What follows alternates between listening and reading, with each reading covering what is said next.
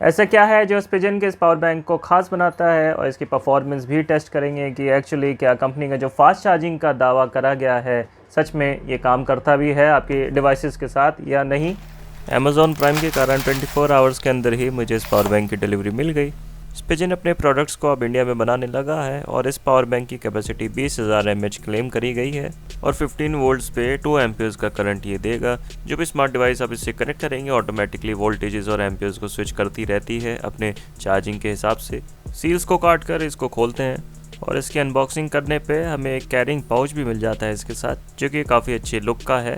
Cover पे तो स्पिजन की ब्रांडिंग दे ही रखी है, साथ में इसके साथ एक USB Type-C केबल भी दी गई है। फाइनली पावर बैंक भी देखने को हमें मिल जाता है और इसके साथ इनकी एक ईमेल आईडी भी दी गई है ताकि इनके साथ आपको कोई भी इश्यूज आए प्रोडक्ट में आप स्पिजन को कांटेक्ट कर सकें। आगे की तरफ स्पिजन का लोगो इस पे बना हुआ है। 2 USB Type-C कनेक्टर्स के साथ एक USB Type-A कनेक्टर भी मिल जाता है। पावर इंडिकेटर्स के लिए 4 LEDs भी दिए हुए हैं और पावर बैंक के नीचे की तरफ सारी वोल्टेजेस और एम्पियर्स भी मेंशन्ड है। स्पिजन के इस पावर बैंक की सबसे बड़ी खासियत यही है कि फास्ट चार्जिंग को तो सपोर्ट करता ही है, उसके साथ ही साथ सुपर फास्ट चार्जिंग को भी सपोर्ट करता है। अगर आपकी device super fast charging support करती है, जैसे सैमसंग के बहुत से आजकल मोबाइल्स आ रहे हैं या और भी आईफोन्स हो रहे हैं, उन सभी के साथ स्पिजन का ये पावर बैंक कंपैटिबल है और ज़्यादातर आपके मोबाइल फ़ोन्स में ये सुपर फास्ट चार्जिंग सपोर्ट करेगा। और यही चीज़ इसको स्पेशल बनाती है क्योंकि मार्केट में ऐसा कोई पावर बैंक अब तक मुझे नहीं मिला जो सुपर फास्ट चार्जिंग को सपोर्ट करे। ये पावर बैंक डिवाइसेस को तो सुपर फास्ट चार्जिंग से चार्ज करता ही है, बल्कि खुद भी ये सुपर फास्ट चार्जिंग को सपोर्ट करता है चार्ज करते में, जिसके कारण 5 घंटे के अंदर ये फुल चार्ज हो जाता है। इसकी 20,000 mAh की कैपेसिटी को ध्यान में रखते हुए ये ठीक ठाक टाइम है चार्जिंग के लिए। बिल्ड क्वालिटी की बात करें, सॉलिड एल्यूमिनियम बॉडी है इसकी और बहुत ही ज़्यादा प्रीमियम ये लगता है, वो अलग बात है। बहुत ही डेलिकेटली आपको इसको रखना पड़ेगा। प्लास्टिक के जो पावर बैंक्स होते हैं थोड़ा सा अगर आप ड्रॉप कर भी देते हैं तो डेंट उनमें नहीं पड़ता, एल्यूमिनियम पे बहुत जल्दी डेंट पड़ता है। तो बस इस चीज़ का आपको ख्याल रखना है। इसको इस्तेमाल करते वक्त इसको बचाने के लिए कंपनी ने एक इसका कैरिंग पाउच भी दिया है जो कि अच्छा है, नेट वाला है। कूलिंग में इससे कोई दिक्कत नहीं आती। कई लोग सिलिकॉन के कवर्स चढ़ाते हैं पावर बैंक पे, उससे आपके पावर बैंक की लाइफ कम होती है क्योंकि हीट को अगर आप ट्रैप कर रहे हैं बैटरीज में तो जाहिर सी बात है ओवर हीटिंग के कारण आपके जो लिथियम सेल्स इस्तेमाल करे जाते हैं इनमें उनकी लाइफ घटती है। तो इस तरह का नेट वाला जो कवर है इससे इसकी कूलिंग में बिल्कुल भी दिक्कत नहीं आएगी। इसको लगा के आप चार्जिंग कर सकते हैं। नहीं तो अगर ज़्यादा ही आप कूलिंग करना चाहते हैं तो इसको चार्ज करते वक्त या यूज़ करते वक्त डायरेक्टली बाहर एक्सपोज रखें इसको, जब यूज़ ना करें तभी इसमें आप रख सकते हैं। वैसे कूलिंग में ये वाला जो कवर है दिक्कत नहीं करेगा। इसके साथ एक अच्छी क्वालिटी की केबल भी आपको मिलती है, USB Type-C ही है ये। लेंथ तो खैर जितनी आपको दिख रही है इतनी ही है, पर ज़्यादातर केसेस में ये काफ़ी रहेगी और क्वालिटी इसकी अच्छी है। फास्ट चार्जिंग को ये केबल भी सपोर्ट करती है और प्रेजेंटली मैं सैमसंग का A72 मोबाइल फ़ोन यूज़ कर रहा हूँ जो कि बहुत जल्दी ही अपग्रेड होने वाला है क्योंकि अभी से हैंग करने लग गया है ये। इस पर 3 USB पोर्ट्स आपको मिलते हैं, तो अगर आप चाहते हैं कि तीनों USB पोर्ट्स का एक साथ इस्तेमाल कर पाएँ तो सुपर फास्ट चार्जिंग को आपको एक पोर्ट पर डिसेबल करना पड़ेगा। इसमें एक और छोटी सी कमी मैंने नोटिस करी है, अगर कोई चीज़ आप कनेक्ट कर देते हैं इससे, सपोज़ कोई भी LED लाइट जैसे मैं यूज़ कर रहा होता हूँ, तो अगर वो थोड़ी देर आप यूज़ नहीं करते हैं तो ये उसको डिसेबल कर देता है।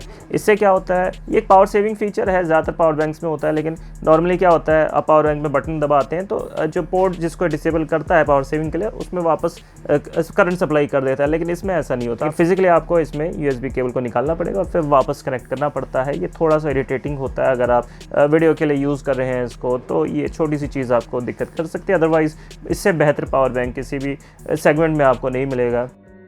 इस पावर बैंक की 20,000 mAh की कैपेसिटी मुझे पूरी तरीके से एक्यूरेट लगती है क्योंकि इसको फुल चार्ज करने के बाद अपने मोबाइल फ़ोन को मैंने इससे रोज़ चलाया कनेक्ट करके। 1 हफ्ते तक भी मुझे किसी वॉल सॉकेट की ज़रूरत नहीं पड़ी, यानी 7 दिन तक जो भी चार्जिंग मैंने करी मोबाइल फ़ोन के लिए वो इसी पावर बैंक से करी और 7 दिन के बाद ही इसकी बैटरी पूरी तरीके से मैं वीक कर पाया।